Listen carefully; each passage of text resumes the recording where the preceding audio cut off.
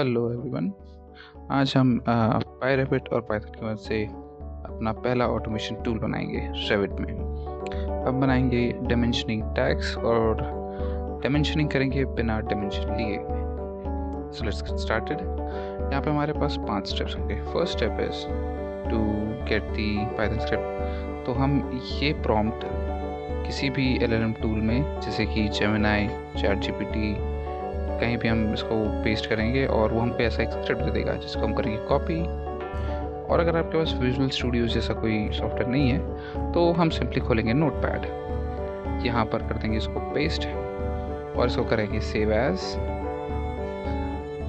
As और इसको हम .py फाइल सेव करेंगे, नॉट txt।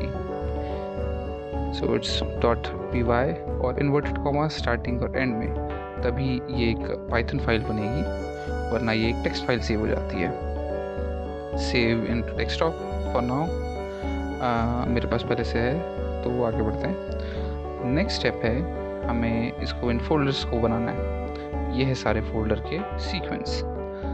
ये स्टार्ट होता है आपके सी ड्राइव में, रोमिंग में पायरेपिट मास्टर पहले से होगा। यहाँ पे आपको एक्सटेंशन फोल्डर पहले से एग्जिस्ट करेगा। यहाँ पे आपको अब एक्सटेंशंस फोल्डर्स बनाते जाना है। आपको बनाना है इस सीक्वेंस में सारे फोल्डर्स पुश बटन तक।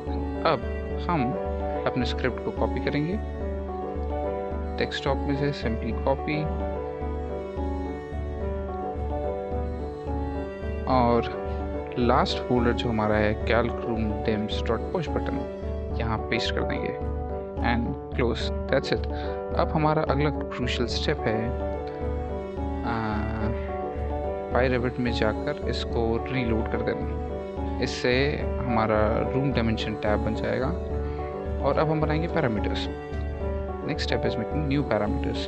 गो to share parameters, select and here you go to edit. अब ब्राउज करके आपके पास कोई लोकेशन है तो वहाँ चले जाइए जहाँ पे आप अपने शेयर पैरामीटर स्टोर करते हैं, या आप सिंपली क्रिएट कर सकते हैं एक नया पैरामीटर। एक टेक्स्ट फाइल क्रिएट होगी, नथिंग एल्स।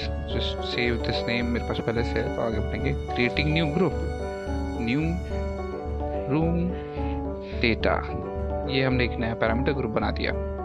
अब इसमें हम बनाएंगे पहला नया पैरामीटर। अब यहाँ जो नाम होगा वो एग्जैक्ट नेम होना चाहिए जो हमारे पाइथन कोड में है, तो हम कोड से ही इस नाम को कॉपी कर लेंगे और यहाँ पेस्ट कर देंगे। और डिसिप्लिन रखेंगे कॉमन और डेटा टाइप रखेंगे लेंथ, नॉट डिस्टेंस। अब हम बनाते हैं मैक्स वाई। अगेन इसी में न्यू नाम हम वापस हमारे कोड से ले आएंगे जो होगा मैक्स वाई डेम। ये copy and paste. okay again and then you go to instance parameter। अब हम इसको कैटेगरी असाइन करेंगे। कैटेगरी असाइन करने के लिए हमें सबसे पहले देखना है कि max Y dim it is an instant dimension, group parameters का डायमेंशन है, और कैटेगरी में हम खोजेंगे रूम्स, ROOMS रूम्स, और ये हमने उसको कैटेगरी दे दी। अब एक और नया पैरामीटर बनाएंगे। अब ये होगा शेयर्ड सेलेक्ट वाई, ओके, और हम इसको भी कैटेगरी देते हैं रूम, और हमारे दोनों प्रोजेक्ट पैरामीटर्स रेडी हो गए। इसके बाद अगला स्टेप है हमको यहाँ टैग्स बनाने हैं। टैग्स बनाने के लिए आप एक नई फैमिली भी क्रिएट कर सकते हैं रूम टैग की। एक सिंपल प्रोसेस होगा कि कोई एग्जिस्टिंग रूम टैग हमने ले लिया और इसको सेलेक्ट करके हम एडिट फैमिली कर देंगे, और फिर हम जाएंगे सेव एज पे और एक नया फैमिली बन जाएगा, और हम इस फैमिली को एडिट करके कंटिन्यू कर सकते हैं। Go to families, room tag folder है, यहाँ पे इसका नाम हम रख देते हैं न्यू, मीडियम की जगह बस new tag I think, tag, okay save.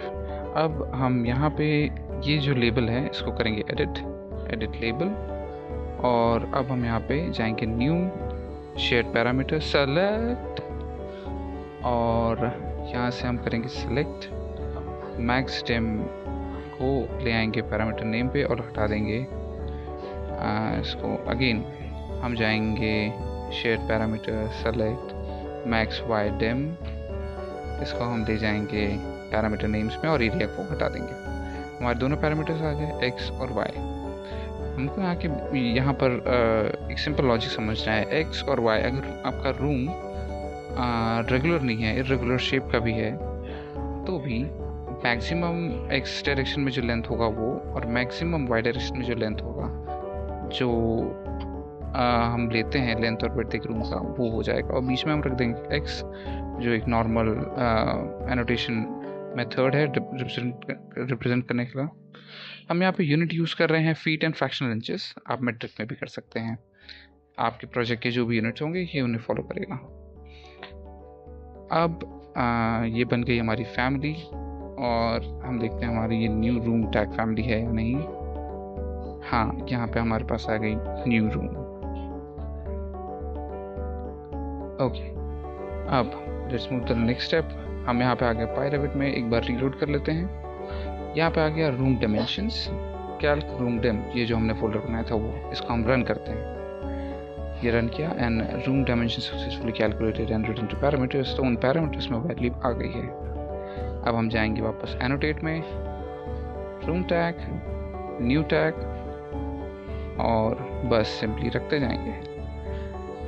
ये प्रोसेस जिसमें हम रूम टैग देकर उसके डायमेंशंस टाइप कर रहे हैं, मैनुअली अगर हम करते उसका डायमेंशन लेते और टाइप करते, ये 30 to 40 मिनट्स ले जाता, और अब ये हो गए हैं सेकेंड्स में। अब हम इसको वेरीफाई भी कर लेते हैं। ये रूम है बेड 02, इसका जो डायमेंशन है maximum 12 feet 11.5 inches, and in y direction it is 12 feet 10.5 inches, correct. और बेडरूम 03 जो है वो भी इसने मैक्सिमम जो विड्थ है उसको लिया है 12 feet 11 inches, स्मॉलर डायमेंशन को नहीं लिया, 10 feet 7.5 inches को, similarly in y direction. So this is it. Thank you very much.